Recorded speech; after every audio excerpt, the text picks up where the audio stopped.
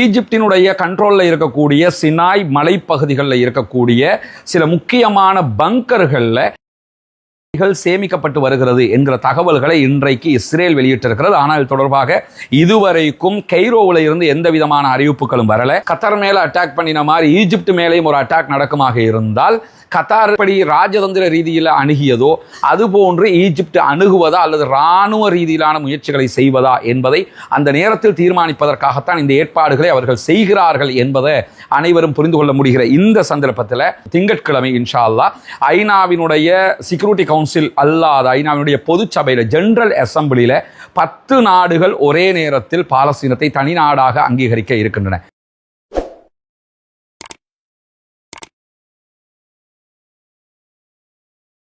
அஸ்ஸலாமு அலைக்கும் வரஹ்மத்துல்லாஹி வபரகாத்துஹு. அன்பிற்கினிய சகோதர சகோதரிகளை நம் அனைவர் மீதும் ஏக இறைவனுடைய அமைதியும் கருணையும் உண்டாகட்டுமாக என்கிற உயரிய பிரார்த்தனைகளோடு பாலஸ்தீனத்தினுடைய காசா பகுதிகளில் இஸ்ரேலிய ஆக்கிரமிப்பு இராணுவம் நடத்தி வரக்கூடிய தாக்குதல்கள் இன்றோடு 715வது நாளாகவும் நடைபெற்று வரக்கூடிய இந்த தருணத்தில் என்னவெல்லாம் நடந்திருக்கிறது இன்றைய நாளிலும் என்கிற செய்திகளைத்தான் நாம் பார்க்க இருக்கிறோம். நமக்கெல்லாம் தெரியும், தற்போது காசாவில் நடத்தப்படக்கூடிய இந்த தாக்குதல் என்பது இஸ்ரேலுடைய 2ஆம் கட்ட இறுதி தாக்குதல் என்று சொல்லிக்கொண்டுதான் அவர்கள் நடத்தி கொண்டிருக்கிறார்கள்.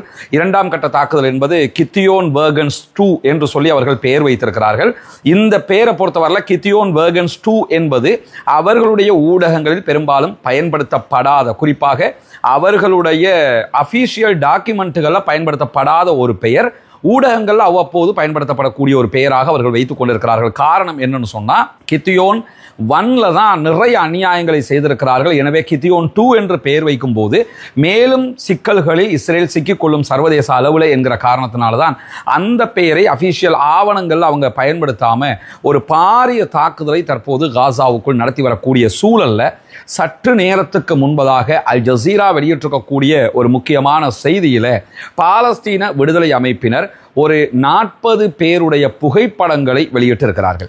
இந்த 40 பேருடைய புகைப்படங்களை வெளியிட்டு அவங்க என்ன சொல்லியிருக்கிறாங்கன்னு கேட்டால், இப்போ காசாவுக்குள்ள இஸ்ரேலிய ஆக்கிரமிப்பு இராணுவம் எந்த பகுதிகளில் பாரிய தாக்குதல்களை நடத்தி வருகிறதோ அந்த பகுதிகளில் தான் இந்த 40 இஸ்ரேலிய பணைய கைதிகளும் இருக்கிறார்கள். எனவே இந்த பணைய கைதிகளை மீட்டெடுக்க வேண்டும் என்று சொன்னால் தாக்குதல் நிறுத்தப்பட வேண்டும். தாக்குதல் நிறுத்தப்படாத பட்சத்தில் இந்த 40 பேருக்கும் நாங்கள் பொறுப்பல்ல என்று சொல்லி இன்றைக்கு வெளிப்படையாகவே 40 பேருடைய புகைப்படங்களை பாலஸ்தீன விடுதலை அமைப்பினர் வெளியிட்டிருக்கிறார்கள். இதுல யார் யார் உயிரோடு இருக்கிறாங்க, யார் யார் செத்து போயிருக்கிறாங்க என்கிற பட்டியல் வெளிப்படையாக குறிப்பிடப்படவில்லை. ஆனால் இதுல 20க்கு மேற்பட்டவர்கள் உயிரோடு இருக்கலாம், 15க்கு மேற்பட்டவர்கள் கொல்லப்பட்டிருக்கலாம் என்கிற ஒரு எண்ணப்பாடுகள் எல்லாம் பரவலாக பேசப்பட்டாலும் பாலஸ்தீன விடுதலை அமைப்பு அபிஷியலாக எத்தனை பேர் செத்து இருக்கிறாங்க, எத்தனை பேர் உயிரோடு இருக்கிறாங்க என்கிறத இதுவரைக்கும் சொல்லவில்லை. அதை தாண்டி இந்த கித்தியோன் 2 ஆரம்பித்ததுக்கு பிறகு அவங்க இஸ்ரேலிய ஆக்கிரமிப்பு இராணுவத்தை சேர்ந்தவர்களை உயிரோடு பிடிக்கிற முயற்சிகளையும் செய்து வருகிறார்கள். அதிலே எத்தனை பேர் பிடிக்கப்பட்டிருக்கிறார்கள் என்கிற தகவல்களும் இதிலே குறிப்பிடப்படவில்லை என்பதையும் நம்ம இந்த இடத்துல கவனிக்க வேண்டியிருக்கிற சூழல்ல இன்றைக்கு இஸ்ரேலிய ஊடகங்கள் வெளியிட்டிருக்கக்கூடிய ஒரு முக்கியமான செய்தி என்னன்னு சொன்னா, எகிப்து அதே போன்று காசா எல்லை, அதை தாண்டி எகிப்தினுடைய இஸ்ரேலுடைய எல்லை பகுதிகளில் இருக்கக்கூடிய சினாய் மலைப்பகுதிகளில் ஈஜிப்ட் கடந்த சில நாட்களாக தங்களுடைய இராணுவத்தை குவித்து வருகிறது. குறிப்பாக ஈஜிப்டினுடைய கண்ட்ரோலில் இருக்கக்கூடிய சினாய் மலைப்பகுதிகளில் இருக்கக்கூடிய சில முக்கியமான பங்கர்களில் ஏவுகணைகள் சேமிக்கப்பட்டு வருகிறது என்கிற தகவல்களை இன்றைக்கு இஸ்ரேல் வெளியிட்டிருக்கிறது. ஆனால் இது தொடர்பாக இதுவரைக்கும் கெய்ரோவில் இருந்து எந்த விதமான அறிவிப்புகளும் வரல. ஈஜிப்டினுடைய அரசாங்கம் எந்த விதமான தகவல்களையும் சொல்லாத நிலையில ஈஜிப்டினுடைய அதே போன்ற இஸ்ரேலுடைய எல்லை பகுதிகளில் இருக்கக்கூடிய சினாய் மலையினுடைய பகுதிகளில் இருக்கிற சில இராணுவ தளங்களும் புதுப்பிக்கப்பட்டு வருகிறது. அதிலே மேலதிகமான இராணுவம் குவிக்கப்பட்டு வருகிறது என்கிற தகவல்களையும் இன்றைக்கு இஸ்ரேலிய ஆக்கிரமிப்பு அரசாங்கத்தினுடைய கண்ட்ரோலில் இருக்கக்கூடிய சேனல் 20 வெளியிட்டிருக்கக்கூடிய செய்திகளை நம்ம பார்க்க முடிகிறது. இதுவெல்லாம் எதை காட்டுது என்று சொன்னால், தற்போது கத்தர் மீது நடத்தப்பட்டிருக்கக்கூடிய தாக்குதல்களை தொடர்ந்து அரபு நாடுகள் அச்சம் கொண்டிருக்கின்றன என்பது நமக்கெல்லாம் தெரியும். ஒட்டுமொத்தமாக சேர்ந்து நின்று இஸ்ரேலை எதிர்ப்பதை தவிர்த்து விட்டு தங்களுடைய நாடுகளை எப்படி பாதுகாத்துக் கொள்ளலாம் என்பதில் மட்டும், தங்களுடைய ஆட்சிகளை எப்படி பாதுகாத்துக் கொள்ளலாம் என்பதில் மட்டும் அவர்கள் கவனம் செலுத்துகிறார்கள். அந்த அடிப்படையில் தான் தற்போது ஈஜிப்டும் தன்னுடைய நாட்டு எல்லையில் இராணுவத்தை குவித்து கொண்டு வருகிறது. திடீரென கத்தார் மேலே அட்டாக் பண்ணின மாதிரி ஈஜிப்ட் மேலேயும் ஒரு அட்டாக் நடக்குமாக இருந்தால் கத்தார் படி ராஜதந்திர ரீதியில் அணுகியதோ அதுபோன்று ஈஜிப்ட் அணுகுவதா அல்லது இராணுவ ரீதியிலான முயற்சிகளை செய்வதா என்பதை அந்த நேரத்தில் தீர்மானிப்பதற்காகத்தான் இந்த ஏற்பாடுகளை அவர்கள் செய்கிறார்கள் என்பதை அனைவரும் புரிந்து கொள்ள முடிகிற இந்த சந்தர்ப்பத்தில் இம்மானுவேல் மக்ரான் தொடர்ந்து சில அறிவிப்புகளை வெளியிட்டே வருகிறார். இன்ஷா அல்லாஹ் நாளை மறுதினம் இந்த வீடியோவை சண்டேல நீங்க பாப்பீங்களா இருந்தா மண்டே திங்கட்கிழமை இன்ஷா அல்லாஹ் ஐநாவினுடைய செக்யூரிட்டி கவுன்சில் அல்லாத ஐநாவினுடைய பொது சபையில ஜெனரல் அசம்பிளியில 10 நாடுகள் ஒரே நேரத்தில் பாலஸ்தீனத்தை தனி நாடாக அங்கீகரிக்க இருக்கின்றன. இதுல பியூட்டி என்னன்னு கேட்டா பாலஸ்தீனம் தான் நாடு, பாலஸ்தீனத்துக்குள் உருவாக்கப்பட்ட ஒரு நாடு. ஆனா இஸ்ரேல நாடுன்னு எல்லாருமே ஒத்துக்கொண்டு இருக்கிற பட்சத்துல பாலஸ்தீனத்தை தனி நாடாக அங்கீகரிக்கிறோம் என்கிற இந்த அறிவிப்புகள் எவ்வளவு ஒரு நகைச்சுவையானது என்பதையும் நம்ம யோசிக்க வேண்டியிருக்குது. இருந்தாலும் வேறு வழியே கிடையாது.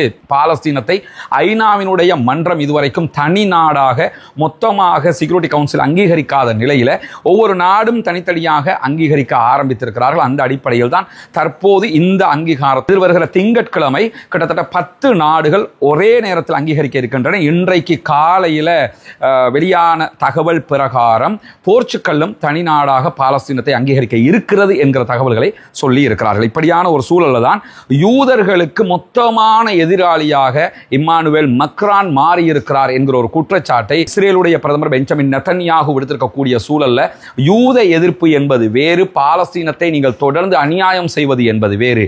நாங்கள் யூதர்களுக்கு எதிரிகள் கிடையாது, ஆனால் பாலஸ்தீனத்தை தனி நாடாக அங்கீகரித்தே தீர்வோம் என்கிற செய்திகளை இன்றைக்கு இம்மானுவேல் மக்ரான் வெளியிட்டிருப்பதையும் நம்ம பார்க்க முடிகிற அதே நேரத்தில் இஸ்ரேலுடைய பாதுகாப்பு ஆதாரம், இஸ்ரேலுடைய பாதுகாப்பு அமைச்சை மேற்கோள் காட்டி வெளியாகி இருக்கக்கூடிய ஒரு செய்தியில பாலஸ்தீன விடுதலை அமைப்பினர் காசா பகுதிகளில் இருந்த தங்களுடைய பழைய கைவிட்டு விட்டு சென்ற பங்கர்களை கூட மீட்டு கொண்டிருக்கிறார்கள்.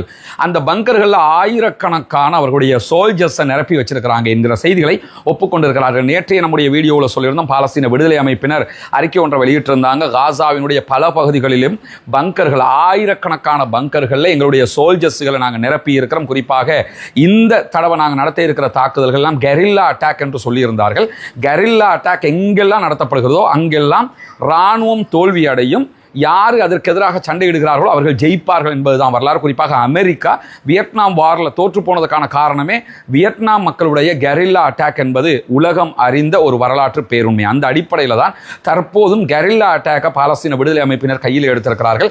அவர்கள் விட்டு சென்ற தங்களுடைய பல பங்கர்களை மீண்டும் கையகப்படுத்தி இருக்கிறார்கள், மீண்டும் அதற்கு உயிர் கொடுத்திருக்கிறார்கள் என்கிற செய்திகளை இன்றைக்கு நேற்று பாலஸ்தீன விடுதலை அமைப்பு வெளியிட்ட அறிக்கையை தொடர்ந்து இன்றைக்கு இஸ்ரேல் அதை உறுதிப்படுத்தி இருக்கக்கூடிய சூழல்ல காசாவில் இருக்கக்கூடிய எக்லோன் என்கிற ஒரு பகுதி, இந்த பகுதியை ஒட்டிய ஒரு தெருவில் இன்றைக்கு இஸ்ரேலிய ஆக்கிரமிப்பு ராணுவத்திற்கும் பாலஸ்தீன விடுதலை அமைப்பினருக்கும் இடையிலே நடைபெற்ற தாக்குதல்களை பாலஸ்தீன விடுதலை அமைப்பினுடைய துணை ராணுவ குழு இன்றைக்கு பாரிய தாக்குதல்களை நடத்தி இருக்கிறது. குறிப்பாக இஸ்ரேலுடைய 2 ராணுவ வெஹிக்கிள் மேலே நடத்தப்பட்டிருக்கக்கூடிய தாக்குதல்கள் சக்சஸ் ஆக முடிந்திருக்கக்கூடிய நிலையில 2 ராணுவ வெஹிக்கிள்களில் குறைந்தது 10 பேர் கொல்லப்பட்டிருக்கலாம் என்கிற நிலையில இன்றைக்கு பாலஸ்தீன விடுதலை அமைப்பினர் மேலதிகமாக ஒரு வீடியோவை ரிலீஸ் பண்றாங்க. அல் ஜசீராவினுடைய அரபு பக்கத்தில் நீங்க அந்த வீடியோவை பார்க்க முடியும்.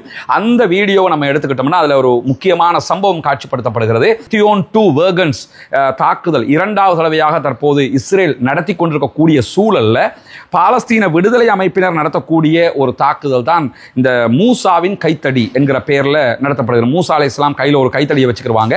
அந்த கைத்தடியின் பெயர்ல தான் தற்போதைய தாக்குதல்கள் நடத்தி வருகிறார்கள். அந்த தாக்குதல்களின் படி இன்றைக்கு அவர்கள் வெளியிட்டிருக்கக்கூடிய வீடியோவில் 2 ராணுவத்தினுடைய மெர்காவா டேங்குகள் வெடித்து சிதறுகிற காட்சிகளை வெளியிட்டிருக்கிறார்கள்.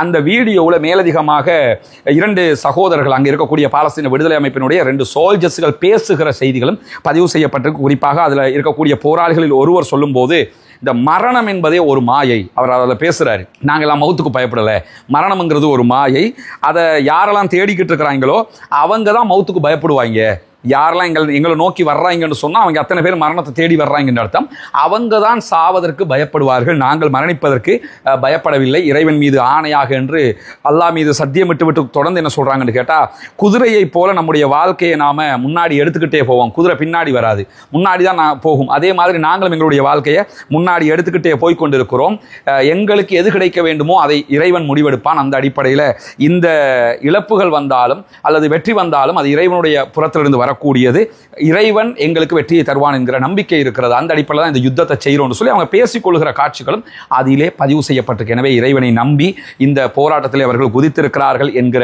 செய்திகளையும் அந்த வீடியோவில் நம்ம பார்க்க முடிகிறோம். அதே நேரத்தில் இன்றைக்கு வெளியாகி இருக்கக்கூடிய இன்னும் ஒரு முக்கியமான செய்தி என்ன, ஏதன்ஸுக்கு சென்றிருந்த இஸ்ரேலிய ஆக்கிரமிப்பு ராணுவத்தினுடைய ஒரு சிப்பாய், ஒரு சோல்ஜருக்கு எதிராக அங்கிருக்கக்கூடிய ஹிந்த் ரஜப் ஃபவுண்டேஷனுடைய உறுப்பினர்கள் மீண்டும் ஒரு வழக்கை தாக்கல் செய்திருக்கிறார்கள் என்கிற செய்திகள் வெளியாகி இருக்கிறார். அதே நேரம் காசாவை நோக்கி ஃப்ரீடம் ஃப்ளோட்டிலா கூட்டணியினுடைய கப்பல்கள் ரொம்ப நெருக்கமாக வந்து கொண்டிருக்கிறார்கள். ஓரிரு நாட்கள் அவங்க காசாவுக்கு நெருக்கமாக வந்து விடுவதற்கான வாய்ப்புகள் இருக்கிறது.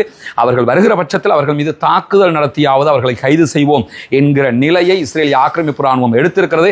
ஆனால் அதையும் மீறி நாங்கள் காசாவுக்குள் நுழைவோம் என்று சொல்லி அவங்க வந்து கொண்டே இருக்கிறாங்க. பொறுத்திருந்து பார்ப்போம் என்னவெல்லாம் நடக்கிறது என்பதை. இன்றைக்கு வெளியாகி இருக்கக்கூடிய மிக முக்கியமான செய்திகளுடைய சுருக்கமான தொகுப்பை தான் இந்த வீடியோவில் நம்ம பார்த்துக்கிறோம். இன்ஷா அல்லாஹ் தொடர்ந்தும் இந்த செய்திகளோடு இணைந்திருங்கள். ரஸ்மின் MISC நியூஸ் மற்றும் ரஸ்மின் டாக்ஸ் ஆகிய 2 சேனல்களையும் சப்ஸ்கிரைப் செய்ய சகோதரர்கள் சப்ஸ்கிரைப் செய்து இணைந்து கொள்ளுங்கள். பாலஸ்தீனம் வெற்றி பெற வேண்டும், பாலஸ்தீனம் சுதந்திரம் அடைய வேண்டும், பாலஸ்தீன மக்கள் நம்மை போன்ற நிம்மதியானவர்களாக மாற வேண்டும், வாழ வேண்டும் என்கிற உயரிய பிரார்த்தனைகளோடு பாலஸ்தீன அப்பாவிகளுக்காக தொடர்ந்தும் பிரார்த்திக்கிறார். அதே நேரம் இஸ்ரேலிய ஆக்கிரமிப்பு ராணுவத்திற்கு எதிராக தொடர்ந்தும் குனூத்து நாசிலாவை ஓத மறந்து விடாதீர்கள். ஜனநாயக ரீதியாகவும் பாலஸ்தீன மக்களுக்காக குரல் எழுப்புவோமாக. வாகிறது அல்ஹம்துலில்லாஹி ரப்பில் ஆலமீன்.